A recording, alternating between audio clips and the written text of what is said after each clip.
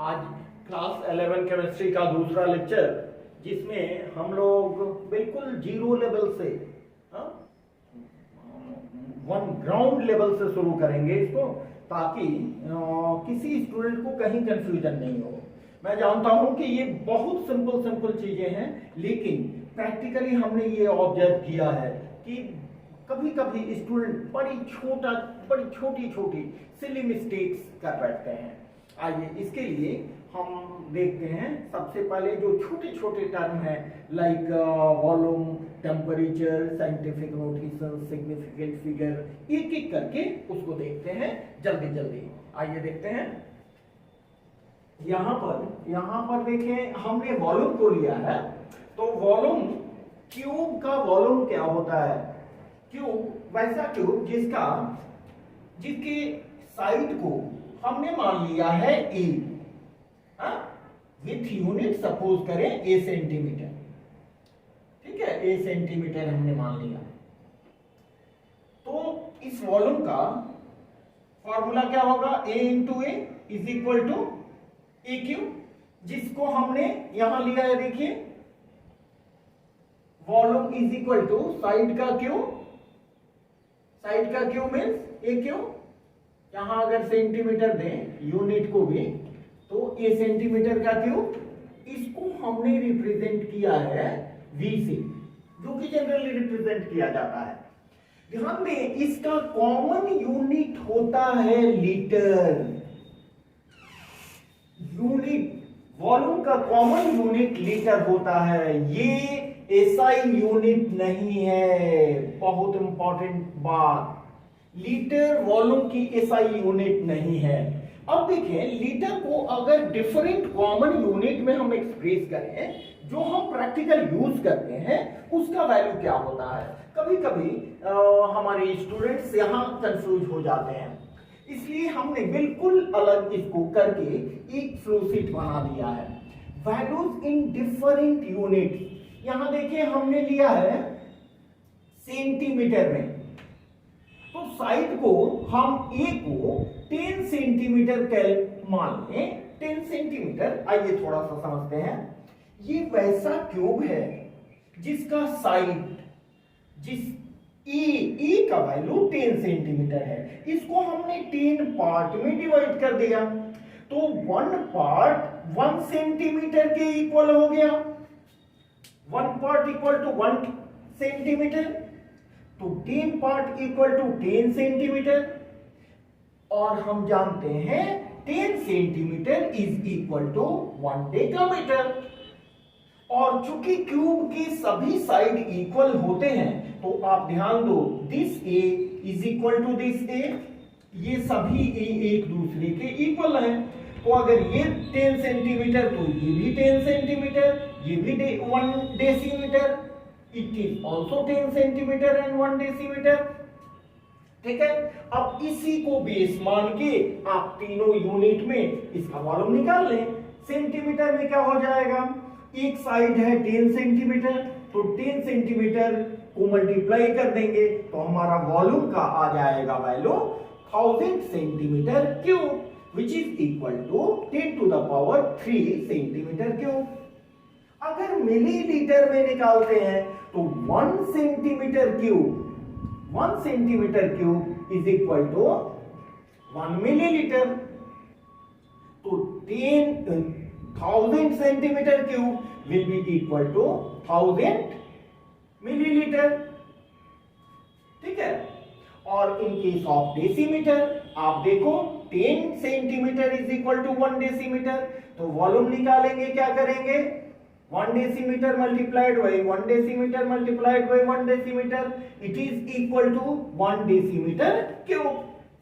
अब सबको समराइज कर लें, तो हमें क्या मिलेगा? Hence 1 litre will be equal to 1000 centimetre cube and it will be equal to 10 to the power 3 centimetre cube. इसको ऐसे भी लिख सकते हैं, which is equal to 1000 milliliter, because 1 centimeter is equal to 1 milliliter। इसको आप ऐसे भी लिख सकते हो, मिलीलीटर। ठीक है, and this is equal to 1 decimetre. ठीक है, ये आपस में एक दूसरे के इक्वल है। समझ गए बात? तो ये बिल्कुल क्लियरली आप देख लोगे। अब उसके बाद हम लोग चलते हैं सिग्निफिकेंट नोटेशन है, टेम्परेचर है, उसके बारे में थोड़ा आइडिया ले लें। अब नेक्स्ट दूसरे टॉपिक में जाने से पहले एक छोटा सा टॉपिक टेम्परेचर के ऊपर हम लोग डिस्कस कर लें, जिसकी जानकारी आपको पहले से 19 में भी होगी, लेकिन चूंकि एनसीईआरटी के बुक में दे दिया गया है तो थोड़ा सा देख लें। वेरी सिंपल, टेम्परेचर मेजरमेंट के 3 स्केल होते हैं। आइए उसको थोड़ा सा यहां देख लेते हैं।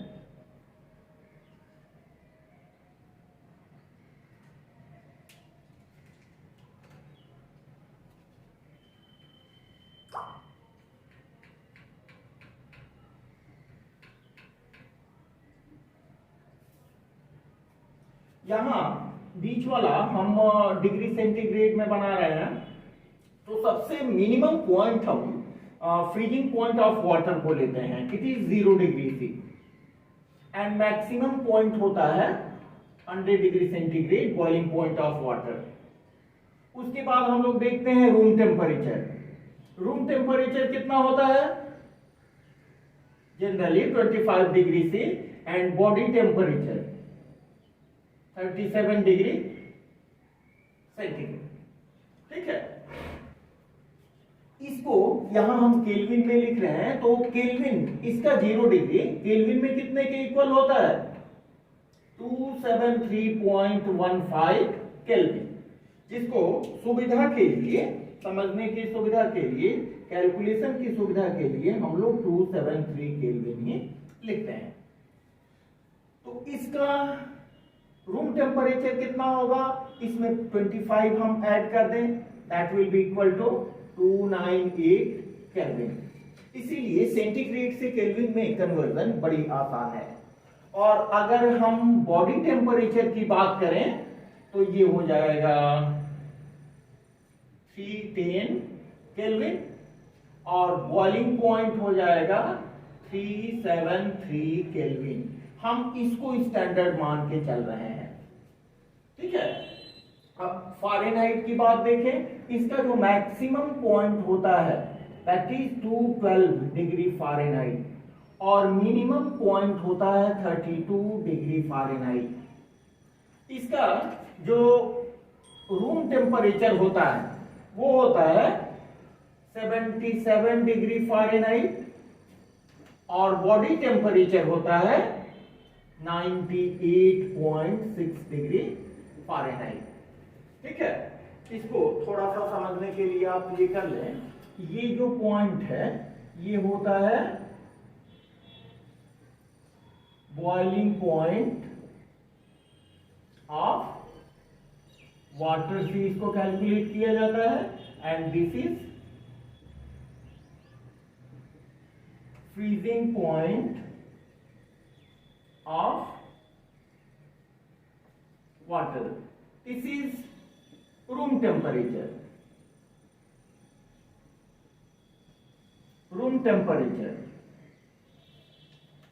and this is body temperature.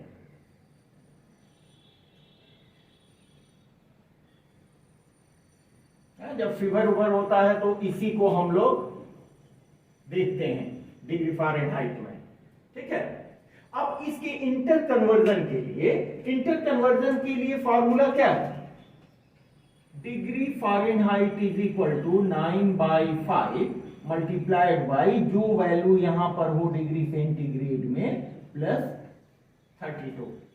और अगर केल्विन में कन्वर्ट करना हो तो वेरी सिंपल, इसमें जो भी डिग्री सेंटीग्रेड का वैल्यू है उसमें आप 273 ऐड करते चलो। ठीक है, that means K is equal two degree centigrade plus 273।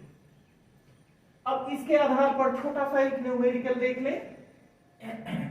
अगर हमें दिया गया है, ये देखें 25 डिग्री सेंटीग्रेड, इसको आपको कन्वर्ट करना है डिग्री फारेनहाइट में।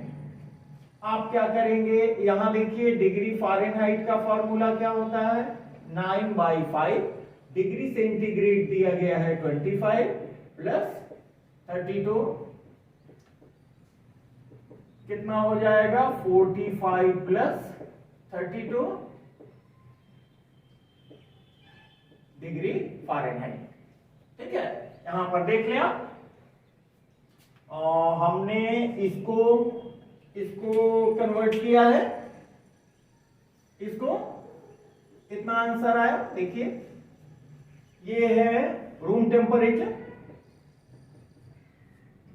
ठीक है, तो रूम टेम्परेचर फ़ारेनहाइट में इतना आएगा। बॉडी टेम्परेचर को थोड़ा कन्वर्ट करके देखें, बिल्कुल सिंपल है। बॉडी टेम्परेचर को करें तो डिग्री फ़ारेनहाइट कितना हो जाएगा, 9/5 मल्टीप्लाइड बाई 37 प्लस 32, ये अच्छा इसको देखें, ये हो गया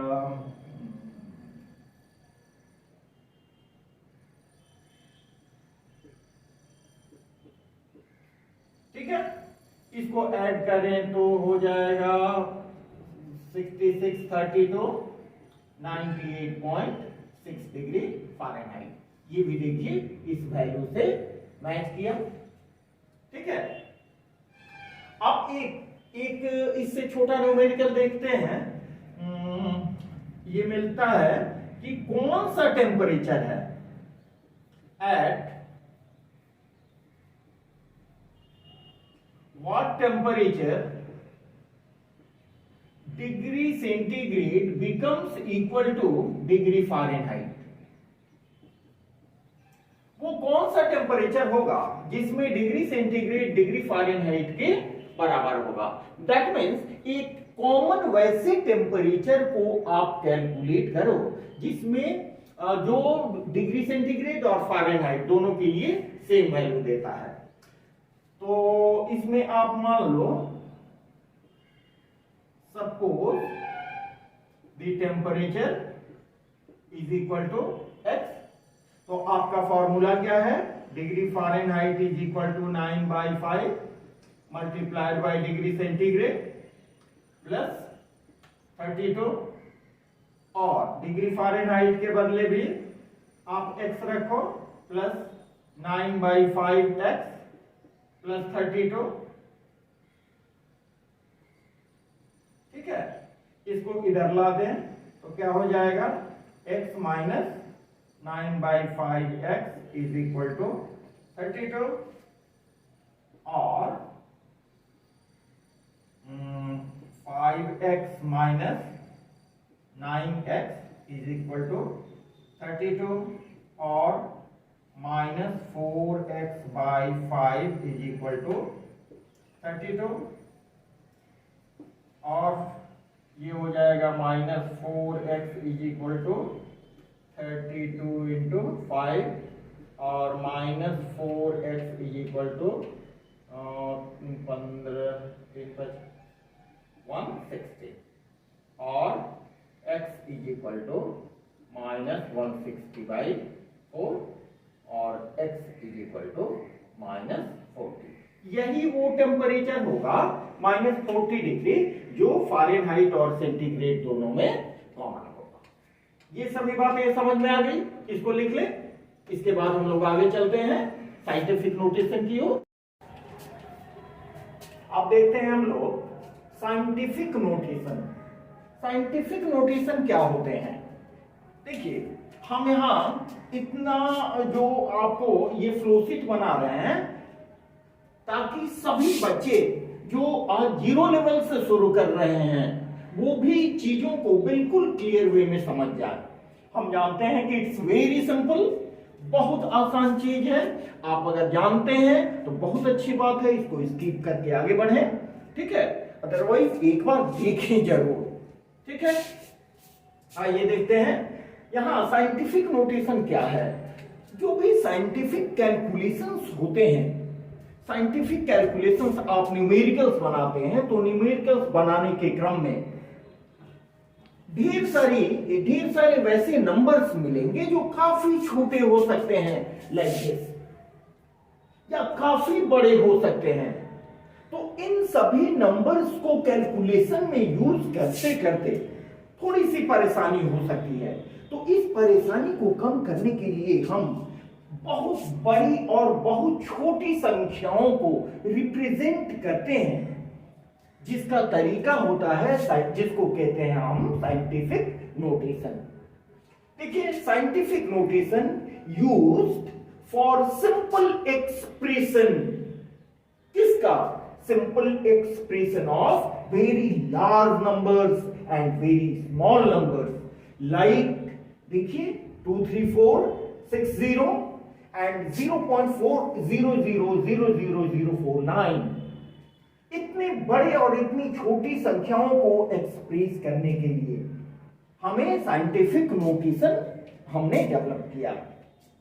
तो ये संख्याएं, ये जो बड़ी और छोटी संख्याएं हैं, expressed as scientific notation, scientific notation के टर्म में हम लोग एक्सप्रेस किए, जिसके लिए एक जनरल टर्म दिया गया, जनरल एक्सप्रेशन दिया गया, that is capital N multiplied by 10 to the power n।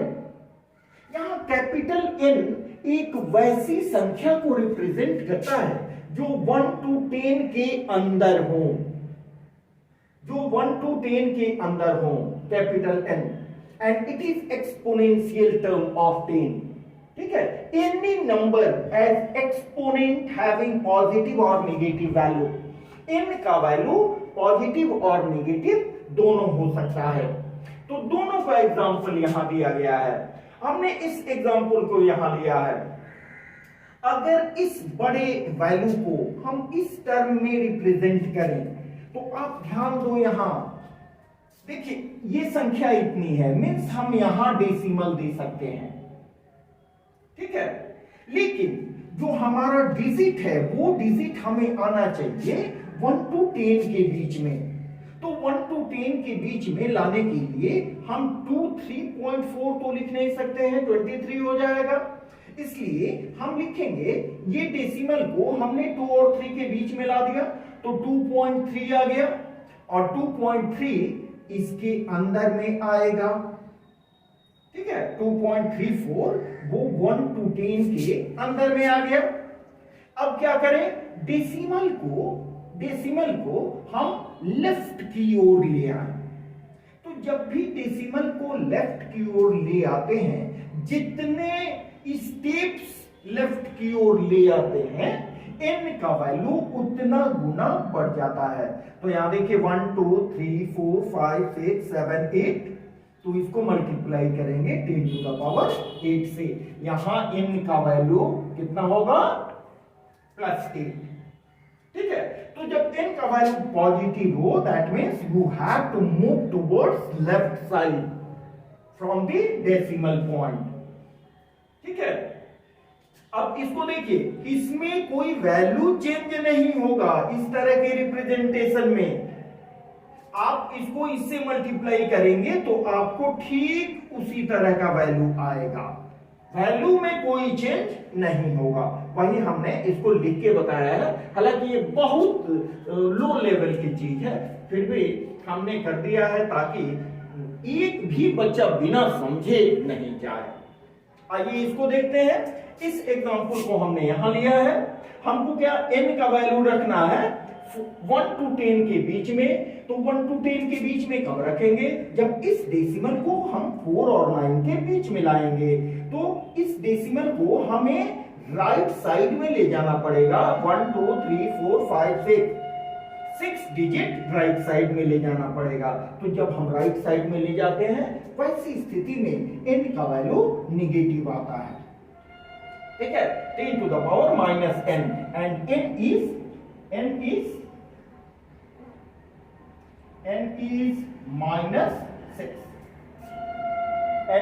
-6, ठीक है। अब इसका भी देखिए, ये वैल्यू में कोई चेंज नहीं आएगा। इसको आप सॉल्व करेंगे तो इसका वैल्यू ठीक उसी तरह का आएगा, देख लो आप। वैल्यू में चेंज नहीं आएगा। जस्ट इसको शॉर्ट फॉर्म में यहां हम लिखते हैं ताकि हमारा आगे का कैलकुलेशन आसान हो जाए। ठीक है, समझ रहे हैं मेरी बात? आइए अब आगे के टॉपिक में चलते हैं। आप देखते हैं precision and accuracy. Precision and accuracy, precision और एंड एक्यूरेसी क्या है? बड़ी सिंपल सी बात है, दोनों में वैसे कोई विशेष अंतर तो नहीं है, लेकिन जब जहां तक ट्रू टू द पॉइंट की बात करें, प्रिसीजन का मतलब हुआ about to the point and accuracy exactly to the point. ठीक है, थोड़ा सा इसमें देख लें। Precision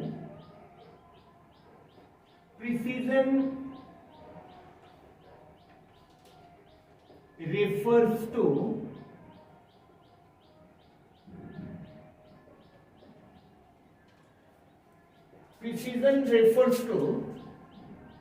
closeness of various measurements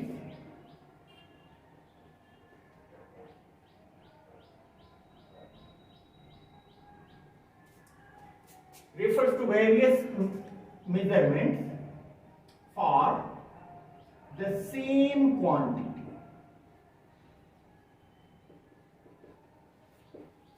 अगर किसी चीज का आपने मेजरमेंट किया है, तो उस मेजरमेंट का जैसे हम लोग प्रैक्टिकल करते हैं, तो प्रैक्टिकल में किसी एक रीडिंग को 2-3 बार लेते हैं और वो रीडिंग का फिर एवरेज निकालते हैं। इसको हम लोग एग्जांपल से देख रहे हैं। ठीक है, तो उसी तरह इसमें भी जो आपने रीडिंग लिया है, वो एक ही वैल्यू के लिए जो रीडिंग्स मिले हैं, वो रीडिंग्स आपस में कितने एक दूसरे के क्लोज हैं। अगर एक दूसरे के करीब हैं, that means they will be precise. ठीक है, और एक्यूरेसी का मतलब क्या हुआ, ये समझ गए? एक्यूरेसी मींस जो हमने रिजल्ट लिया है, जो हमारा एवरेज रिजल्ट मिला, that should be exactly collide with the true value, given true value. जो हम रिजल्ट कैलकुलेट किए हैं और जो हमारा दिया गया है, वो बिल्कुल अगर कोलाइड करे, that is called accurate result. और उसमें जो हमारे कैलकुलेशंस हैं, हमारे जो रीडिंग्स हैं, वो भी आपस में एक दूसरे को मैच करने चाहिए। ठीक है, तब हम बोलेंगे that is precise and accurate. ठीक है, आइए देखते हैं एक्यूरेट का मतलब क्या हुआ जी। ठीक है, the agreement of experimental result with exact value in scientific measurement. हमारा जो रिजल्ट आया है और साइंटिफिक ऑलरेडी जो मेजर्ड है, वो बिल्कुल एग्जैक्टली कोलाइड अगर कर रहा है, दैट विल बी एक्यूरेट। इसको एक एग्जांपल से पढ़ें जो आपके एनसीईआरटी बुक से ही लिया गया है।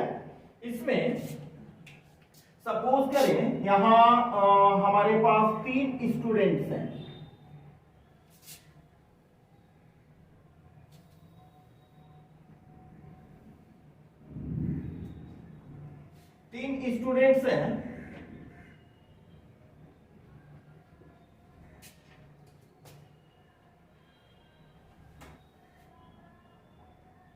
ये यहां पर 3 स्टूडेंट्स ने एक एक्सपेरिमेंट किया। वो एक्सपेरिमेंट किया फॉर ट्रू वैल्यू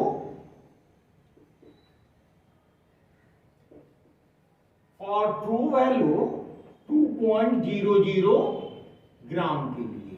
इसका ट्रू वैल्यू है 2.00 ग्राम।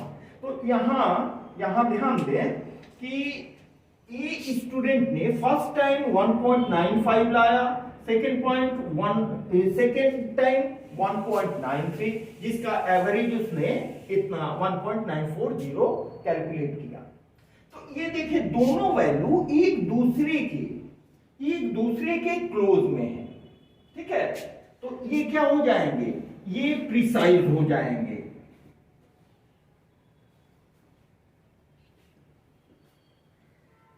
But not accurate. एक्यूरेट क्यों नहीं? इसलिए कि ये वैल्यू इस वैल्यू से मैच नहीं करता है। यहां पर देखें, एक वैल्यू आया है 1.94 और दूसरा वैल्यू आया है 2.05। ठीक है, तो ये एक 1.94 आया और दूसरा 2.05 आया, दोनों एक दूसरे के क्लोज में नहीं है, तो ये न तो नॉट प्रिसाइज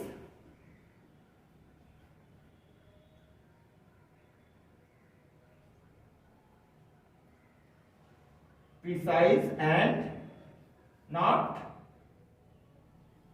accurate। जबकि थर्ड केस में देखें, एक 2.01 और दूसरा 1.99, which exactly match with the experimental given value। तो ये क्या प्रिसाइज भी है और एक्यूरेट भी है। ठीक है, बहुत सिंपल चीज है। इसकी जरूरत आपको फिजिक्स में भी पड़ेगी। तो प्रिसाइज और एक्यूरेसी ये कुछ इस पर भी डिपेंड कर रही है कि कौन एक्सपेरिमेंट कर रहा है। ठीक है, और किस तरह के एक्सपेरिमेंटल एपरेटस से एक्सपेरिमेंट कर रहा है, उसकी एक्यूरेसी, उसकी एफिशिएंसी कितनी है, इस पर भी डिपेंड करता है हमारा प्रिसाइज और एक्यूरेट वैल्यू। आइए नेक्स्ट चलते हैं। अभी हम लोग देखते हैं सिग्निफिकेंट नंबर। सिग्निफिकेंट का मतलब क्या होता है? शुद्ध हिंदी में सिग्निफिकेंट को बोलते हैं सार्थक, जिनका कोई प्रैक्टिकल मतलब निकले, दैट इज सिग्निफिकेंट नंबर। आप भी जब कभी मेजरमेंट करते हो तो किसी चीज में आप देखते हो, स्केल पर ही देखते हो कि कोई चीज है जिसका मेजरमेंट है 6.3 सेंटीमीटर, जबकि तुम्हारे बगल के दोस्त बोलते हैं कि नहीं 6.3 नहीं 6.2 होगा। ठीक है, तो एक आदमी 2 बोलता है और दूसरा आदमी 3 बोलता है, लेकिन दोनों में एक कॉमन बात है कि 6 इज सर्टेन। 6 तो डेफिनेट है, 2 मे बी 3 और 3 मे बी 2। इसके आधार पर हम लोग कंक्लूड करके सिग्निफिकेंट नंबर का कॉन्सेप्ट दिए। What is significant number? Significant figures are meaningful digits known with certainty, जो निश्चित रूप से, जो सर्टेन है, तो जो सबों में कॉमन है, वो तो होना ही चाहिए। और उसके बाद एक डाउटफुल डिजिट हो सकता है। जैसे यहां पर एग्जांपल में हम देखें 32.5, इसमें 32 सर्टेन है, बट 5 दूसरा स्टूडेंट के लिए मे बी 6 हो सकता है और दूसरे स्टूडेंट के लिए मे बी 4 हो सकता है। तो यहां पर अनसर्टेनिटी,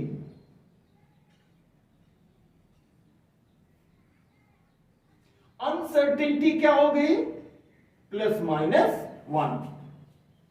ठीक है, अब इस सिग्निफिकेंट फिगर को कैलकुलेट करने के लिए हमने कुछ डेफिनेट रूल्स बनाए हैं।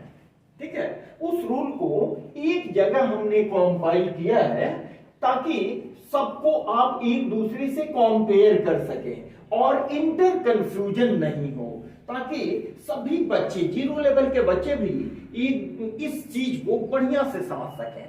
आइए देखते हैं। सबसे यहां rules for calculating significant figures. First rule है कि all non zero digits are significant. अब वैसी कोई संख्या है जिसमें जीरो नहीं है, then that will be obviously significant. देखिए, इसमें कोई जीरो नहीं है, तो यहां पर ये नंबर ऑफ सिग्निफिकेंट फिगर क्या होगा? SF for significant. Significant figure क्या होगा? यहां 3, जबकि यहां 4। उसके बाद देखते हैं कि अगर दो डिजिट के बीच में जीरो आते हैं, जस्ट माइंडेड, यहां 2 डिजिट के बीच में अगर जीरो आते हैं तो ये दोनों जीरो सिग्निफिकेंट कैटेगरी में आएंगे। दैट मीन्स ये टोटल पांचों की पांचों संख्याएं सिग्निफिकेंट काउंट की जाएंगी। ठीक है, नेक्स्ट आते हैं, अगर कोई संख्या है, उस संख्या के पहले पॉइंट है और उसके बाद अगर जीरो प्रेजेंट है, तो that zero will be considered to be significant. And in this case what we have, 0.200 will have a total number of significant figure 3. देखिए, 0 after the right side of a number, 0 after the right side of a number with decimal point, number के साथ decimal point है, वैसी स्थिति में 0 अगर right side होता है तो डिजिट के साथ 0 भी सिग्निफिकेंट होगा। समझ रहे हैं मेरी बात?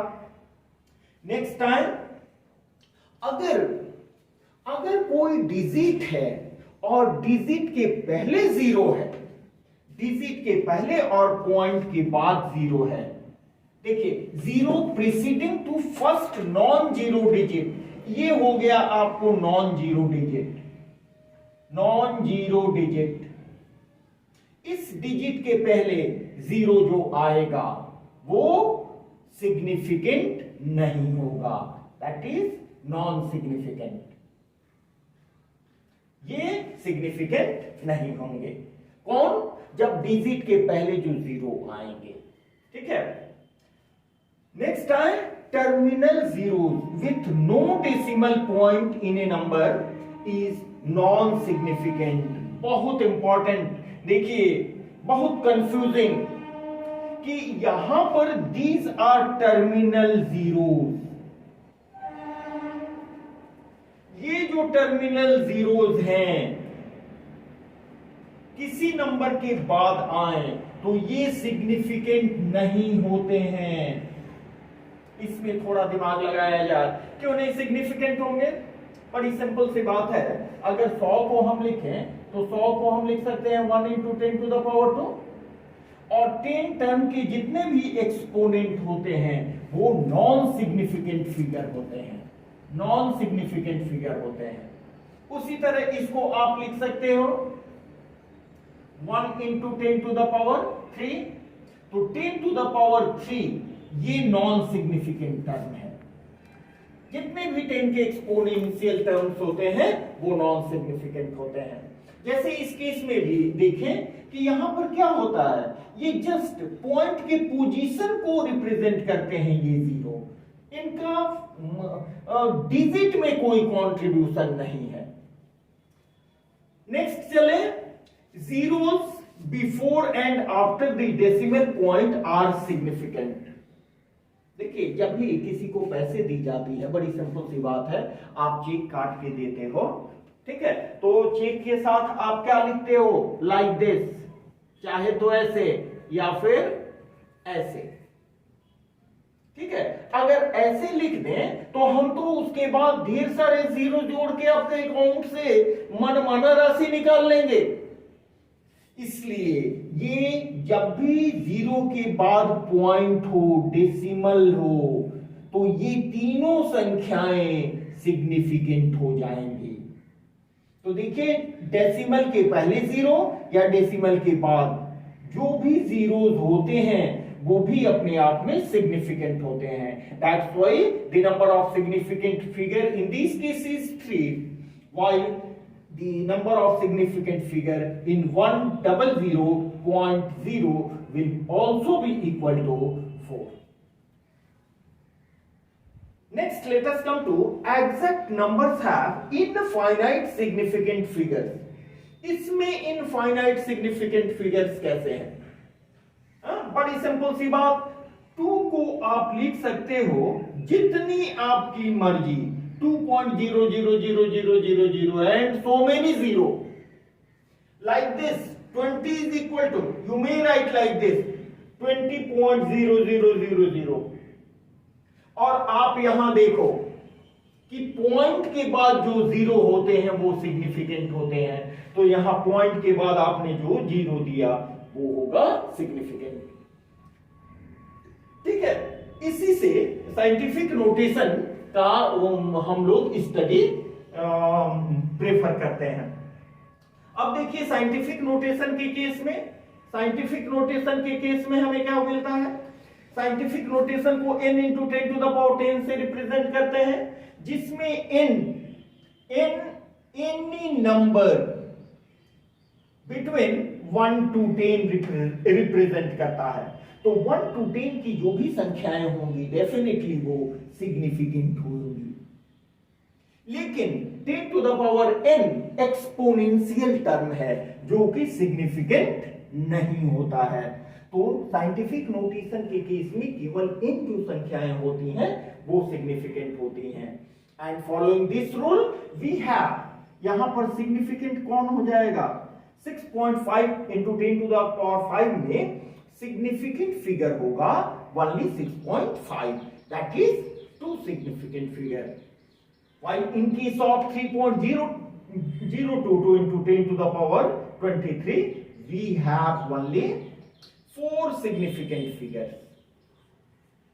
ठीक है, क्योंकि ये दोनों एक्सपोनेंशियल टर्म्स हैं which are not significant in nature। मेरे समझ से बहुत सिंपल चीज है, एक दो बार आप इसको ध्यान से पढ़िए, सभी चीजें क्लियर हो जाएंगी। इससे रिलेटेड एग्जांपल्स भी बनाइए। ठीक है, इसके साथ हम लोग आगे बढ़ते हैं। आइए नेक्स्ट आते हैं dimensional analysis.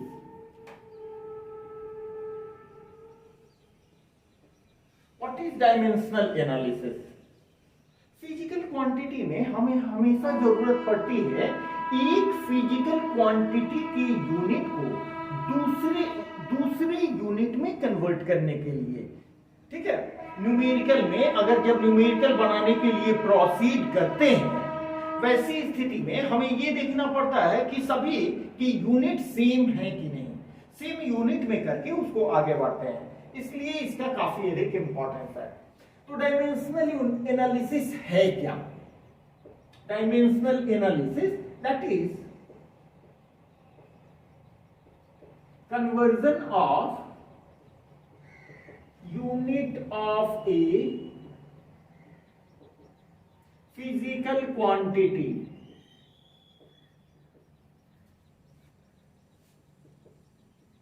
into another unit is called dimensional analysis। ठीक है, इसका और एक नाम है unit factor method. Unit factor method, इस यूनिट फैक्टर मेथड को यूज करके हम किसी फिजिकल क्वांटिटी के यूनिट को एक से दूसरी यूनिट में कन्वर्ट कर सकते हैं। ठीक है, अब इसको कैसे करते हैं आइए एक एग्जांपल से समझते हैं। सपोज करें आपको दिया गया है, you are given 1 inch is equal to 2.54 centimetre. आपको ये दिया गया है कि 1 इंच 2.54 सेंटीमीटर के इक्वल होता है। वैसी स्थिति में सपोज करें आपको निकालना है कि 7 inch is equal to what centimetre. 7 inch कितने सेंटीमीटर के इक्वल होगा? ठीक से समझिए इसको। क्या करेंगे इसमें एक हम फ्रैक्शन तैयार करेंगे।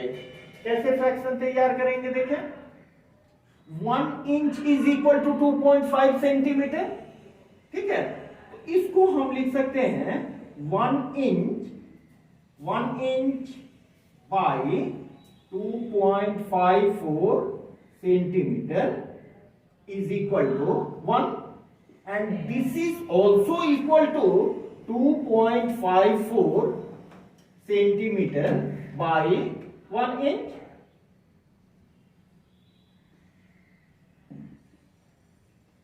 समझ में बात आ रही है? क्योंकि दोनों इक्वल हैं तो किसी को इसको ऊपर लिखें या इसको नीचे लिखें, दोनों इक्वल्स टू 1 के आएगा।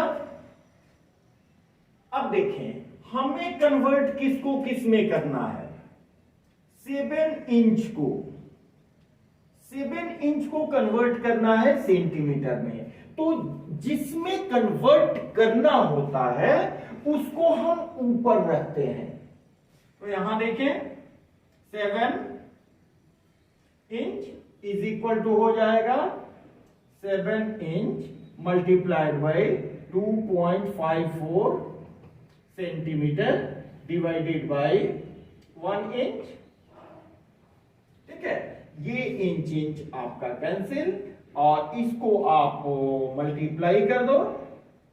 मल्टीप्लाई करने के बाद जो आंसर आएगा that will be your answer. Answer will B 7.78 centimetre. ठीक है, समझ रहे हैं मेरी बात? आइए एक और सम्स की ओर चलते हैं। ये लिख लीजिए, यहां पर देखें convert 2 litre into centimetre cube. यहां पर गिवन है 1 litre is equal to 1000 centimetre